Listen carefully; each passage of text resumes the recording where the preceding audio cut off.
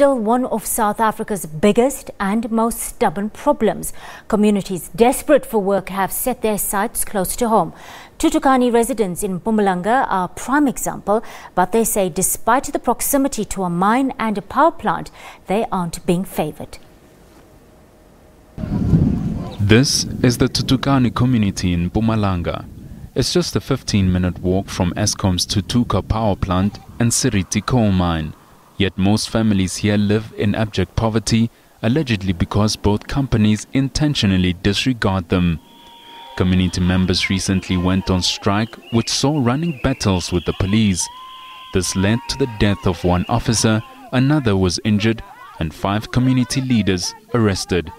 They say they're tired of rummaging for crumbs while the dinner table is right in front of them.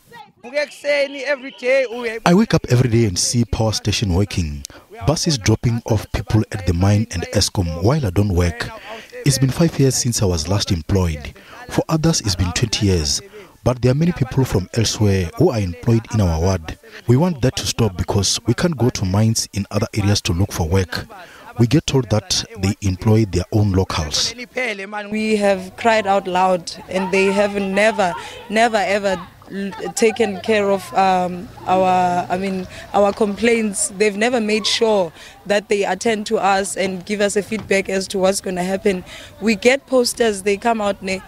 Then after that, as we're expecting that we're going to get jobs, we submit our CVs, but nobody gets hired in our community. Under normal circumstances, a power station bellowing with smoke in the horizon presents a hopeful future for the communities within its radius. But in this area, it's a harsh condemnation in the poverty they live under.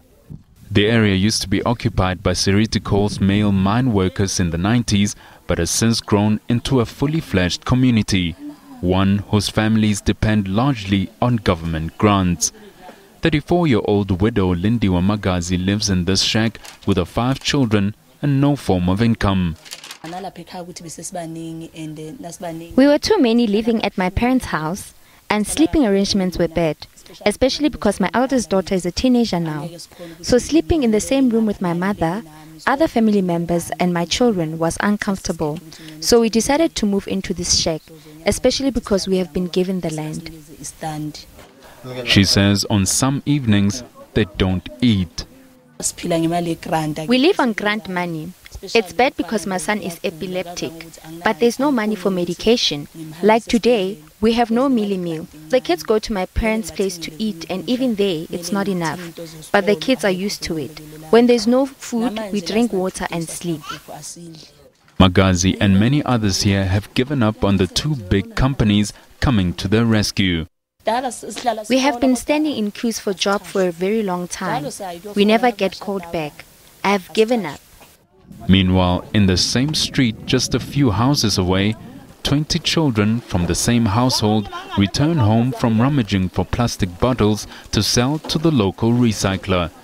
A total of 29 people live here. Most of the children were adopted after their parents died.